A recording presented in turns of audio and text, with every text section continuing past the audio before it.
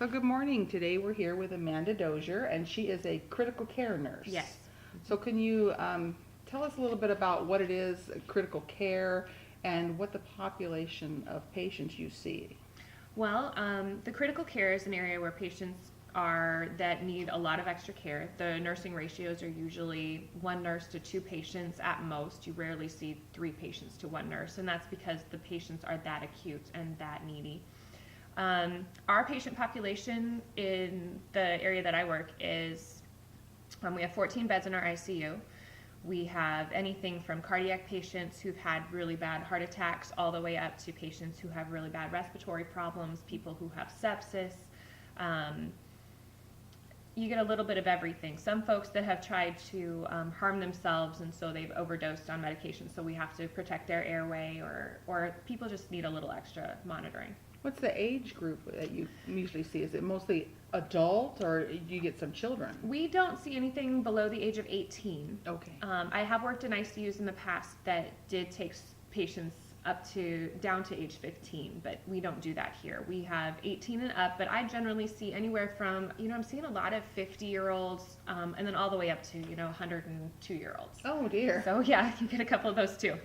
Okay, so they don't separate the unit out by cardiac on one side and rest. No, No, it's all mixed. You as the nurse could see a variety of Anything, patients, which is nice because I keep all my skills that way. So what's the educational level required when you enter into such a unit to work? Most critical cares want a bachelor's prepared nurse, and because you do have that background, that theoretical piece as well. And then they want you to have an additional, usually somewhere between 18 weeks to 6 months or more of good critical care additional teaching. You get a little basis in your bachelor's degree, but then you get additional. If you're in a good unit, they'll give you additional training so that you feel comfortable and competent when you're on your own. So with your bachelor's, they'll hire you into the unit, and you get the coursework right there on the unit to further your education in that area? There are several programs out there on the market. One of them is ECHO, ECCO, and you can look that up. Another one is just unit-based, where it's very personalized by the unit educator, and they do one-on-one.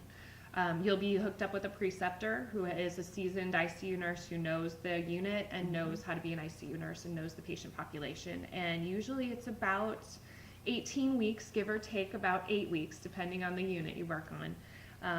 And they just help you kind of ease in. And then usually they'll do it on a case-by-case basis. Are you ready? Do you need a couple more weeks of orientation? Are you missing a certain thing? Did you just not get any code blues?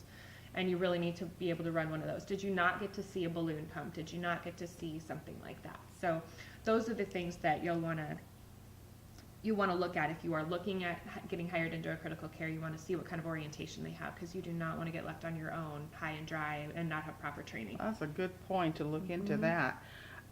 So the role of the bachelor prepared nurse on the unit, are they doing total care, or do you have assistants that you delegate to? Well, I've worked in different ICUs in the past. I've actually worked in 3 different ICUs in 3 different states, and it depends. There's the one that I worked at in South Dakota. We always had a CAP or a PCT or a CNA kind of a based person. But a lot of times in the ICU, it's the nurse who does everything, and you're very much the delegator to that PCT or that CNA, because you don't want them to harm them. And there are lines and wires coming out all over the place, and if one of those gets pulled out, that could be life or death for your patient. And they don't have the training to know what those lines mean necessarily. They just know they're important. And a PCT is patient care technician. That was Arizona's, and they can do just a little bit more than a CNA can. They can do lab draws, and some places they allow that. They can do lab draws. They can put in Foley catheters. Most of us in the ICU are a little bit more possessive of our patients, and we don't let anybody do anything without us there. It's just kind of the nature of the beast, because you're monitoring for infection and you're making sure I don't ever let a person respond during the procedure. Nobody else ever bathes my patients for me, because that's my opportunity to do an awesome skin exam. That's my opportunity to listen to their back when I can't get behind them because they're so hemodynamically unstable. So I'm always in the room if somebody else is in the room with my patient. And you'll find that a lot of the ICU nurses are that way, because they're just that sick. Yeah. Good to know. How about certifications? Does the nurse need a national certification, or is that something that the hospitals want when you get into critical care? Well, a hospital would love to have a national certification. I mean, basic certifications, you need to have your ACLS, which is Advanced Cardiovascular Life Support. You need to have that and your basic life support. That's absolutely a must-have. Many places will train you in ACLS before you're ever on the floor, but it would be awesome to have it before you came in. A lot of them want you to have your stroke certification, your NIHSS, so your National Institutes of Health Stroke Scale certification, because we do see a lot of strokes, and that's a big push nationally right now to have stroke centers of excellence. The place that I work at is a stroke center of excellence, and so that's important. Where do you get that certification? You can get that online. You can get it through the American Heart Association or American Stroke Association. They do that. I believe it's a $10 fee. There's also another one. I think it's at stroke.org. You can get it for free. And it's a bunch of videos where you grade the patient's symptoms of stroke, and you give them a score at the end, and they're basically making sure you know how to do the grading system. And then, so the education for that, is that provided in this In many cases, certification yes. class? In many cases, yeah, it Okay. is. You mean for the NIH specifically, or for the If critical care if they're class? going on, either one, if they're going on for the critical care, Mhm. so they get a hold of ECHO. Mhm.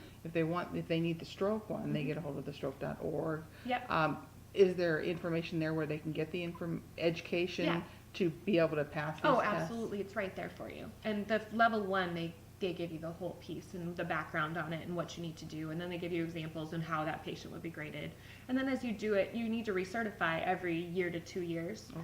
And as you Stay recertify, current. yes, exactly. And so as you do, and make sure you know what you're doing, because you may not have seen enough stroke patients over the last year to 2 years to remember what you're doing. And then, oh my goodness, I have a stroke patient coming in, and oh, I can't remember how to give them an NIH stroke scale score. And that's kind of important. So it would behoove the nurse Mhm. that wants to go into critical care to Get study this, get these certifications, get them on the resume. It would be awesome. They're going to be way more marketable if you can have those certifications to begin with. And I was actually teaching an ADN program, and I encouraged my students to get that NIH stroke scale certification because it would put them head and shoulders above the rest when they tried to get their first job. So it is a huge piece. And I did a lot of review of resumes in my career when I was working as a nurse educator, and we had a panel interview, and people who had those extra certifications just stood out. So, talking of certifications Mhm. and the education that you need, what is your background? So I did a bachelor's degree program, 4-year, graduated, and then I went into rehab and decided that that really wasn't what I wanted to do. I had been a CNA in rehab, it was comfortable. And so I went into a critical care med-surg float pool because I had no idea what I wanted to do. And fell in love with critical care there. And went through critical care and decided I was going to move to Tucson. That was in South Dakota originally. Moved to Tucson, Arizona, and they hired me direct into a med-surg ICU. And got fantastic experience there. They gave me additional training so that I was able to do balloon pumps. I was able to do CRRT, which is continuous renal replacement therapy. I was able to do, just code blues and complex situations, rapid response type of things. I was also able to do rapid infusers for patients who had a trauma of some kind where you need to get blood and fluids into them quickly. Those kinds of pieces of equipment that you don't see on a regular basis. So I had a lot of extra experience there. Then they decided to open a neuro unit, and I hated neuro. Was never going to do neuro, but they said, could you please help us out over here? We just want to get this unit started. So I went over to neuro ICU and was a charge nurse there and got some awesome training in specific neuro things. When you've got the people with what look like antennas coming out of their head, they're actually pressure monitors in your brain. I was able to do those. And then I moved into the educator role when I got my master's degree. I got my master's degree in nursing education, moved into the unit educator role, was able to train people through ECHO. I was an ACLS instructor, did all of those pieces. And then when I decided to move here to Boise, I decided I wanted to go back to the bedside. I missed the bedside. I didn't get enough hands-on, went to the bedside, loved it, and now I do rapid response. I do code blue team, and then I work at the bedside as well. I got my critical care nursing certification, so I'm a CCRN. That's through AACN, American Association of Critical Care Nurses. And then I also went through, about 5 to 7 years ago, I got my neuro certification. So I'm a certified neuroscience registered nurse as well. So that's an CNRN. and that's through the American Association of Neuroscience Nurses. And a lot of the units really value having those certifications, especially if it's a magnet hospital. And I don't know if they know a magnet hospital. So a magnet hospital is one that is very much about nurses and nursing autonomy. And so when you're looking for a new job, if you can get into a magnet hospital, the nurses are treated well. There's a lot of nurse-run committees in the unit. There's a lot of nursing research that goes on. Evidence-based practice is at the forefront, and they seem to be way more pro-nurse. And that's nice when you don't have you don't feel like a peon. I hate to use, for lack of a better term, you don't feel like a peon. You actually feel valued. Mm-hmm. And they really value your education and furthering education. And so they would have paid for some of my tuition with my master's degree if I had decided to do that then. They value higher level education in nurses. So my master's degree spoke highly, and they really wanted to hire me, and they treated me like gold because I chose to pursue education.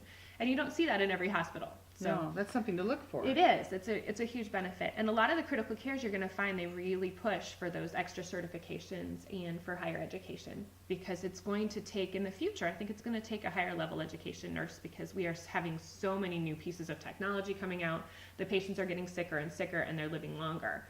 And so you're going to see higher levels of critical thinking, more need for education. Well, you've mentioned quite a bit of the technology mm-hmm. that they have there. How does that affect your ability to have a rapport with your patient? They're very, very sick. Mm-hmm. You've got all this technology mm-hmm. around.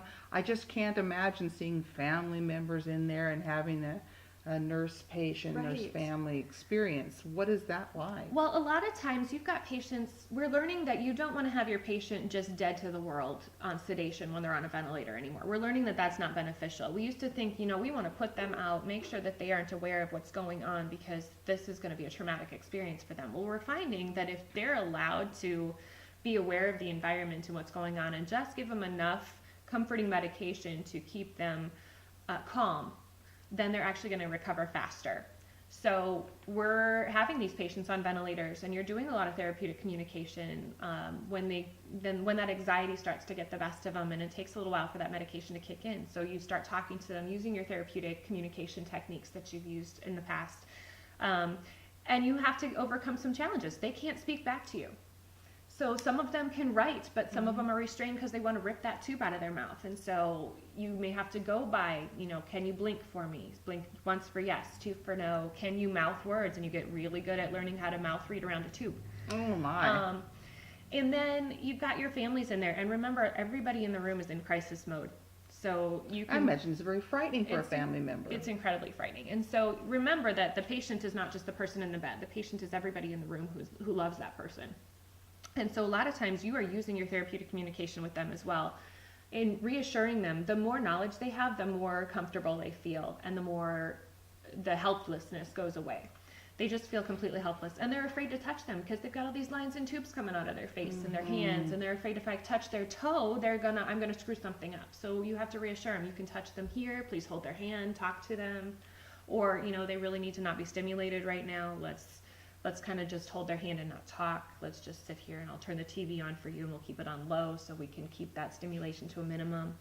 And you really need to have that open communication back and forth, and make sure that they're comfortable asking questions.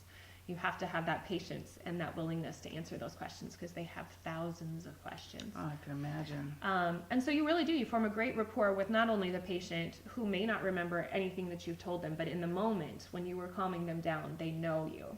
They may not remember in 5 minutes that you were their nurse because of the medications we have them on, but in that moment, you're making a difference. And with the families, they'll remember you for a lifetime, even if you've only spent one night with them, because that one night was so traumatic. And so if you can make it a little bit better, that's great. And what these folks have seen, the family members, in a lot of cases, is what they've seen on TV shows, ER, Grey's Anatomy, those Life in the ER shows that are supposed to be real, and they're not. So you see these kinds of scenarios that they have in their head already, and they come into an ICU expecting it to be that way, and it's not. So you're quite the educator. Yeah, nurses are educators by nature. That's our job. And the more you're willing to talk and communicate and teach, the better your experience as an ICU nurse is going to be too. And for the family and the patient. Especially. So where do these patients on your unit transition to? Most of them are going to move to, we're moving toward a step down unit, but currently we just have a telemetry. So in a lot of cases, you've got these patients who are on one drip, one pressor. When I say a pressor, I mean a medication that's going to keep your blood pressure up. Okay. You've got them on maybe one vasoactive medication. You might have them on cardizem, which is an antiarrhythmic drug. You might have them on just one medication that we can't quite get them off of yet. We try and wean it, but it's just not working. Those patients right now can't go to a telemetry floor if you're titrating down that medication. A step-down unit, they'd be able to as long as they're lower acuity than what would be in the critical care. So once they're off all those medications, they go to telemetry where they're monitored with a portable telemetry monitor on their chest, and then they can ambulate in the units and start to get their therapies there and feeling a little bit better. They're transitioning from IV medications to PO medications in a lot of cases, and they may discharge directly from telemetry, but usually ICU, we don't very often discharge direct from ICU. It's pretty No, rare. I think that would be terrifying if I was the family member. Right. The only time I've seen that is when you have a patient who tried to harm themselves and with, overdosing on medications or something And you along those bring them lines. completely And out. and you bring them so that they're stable medically, and then we transition direct from the ICU to an inpatient psych unit.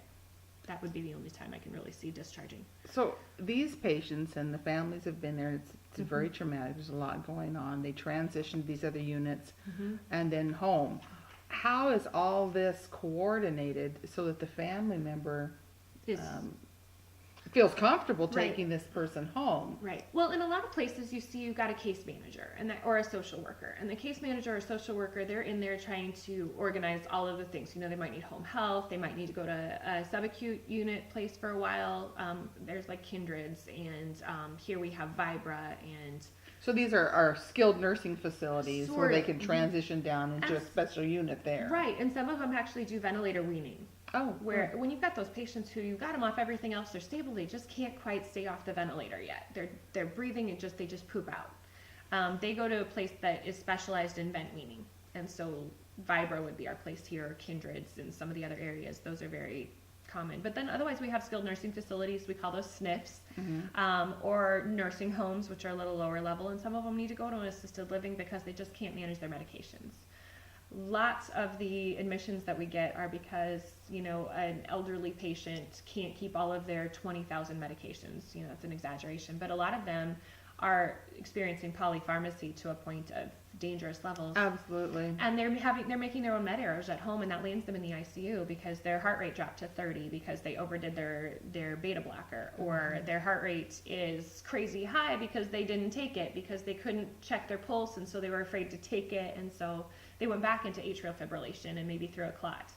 So those are the patients, because of med errors, we're seeing them get admitted, and so they may need to go to an assisted living where somebody can help manage their medications.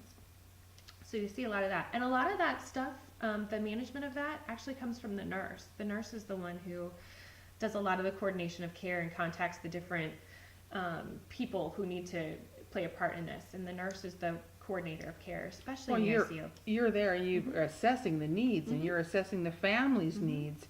So you're a vital part in Absolutely. this discharge plan. Absolutely. And the nurse, too, is the one who tells the doctor, this patient's going to need this.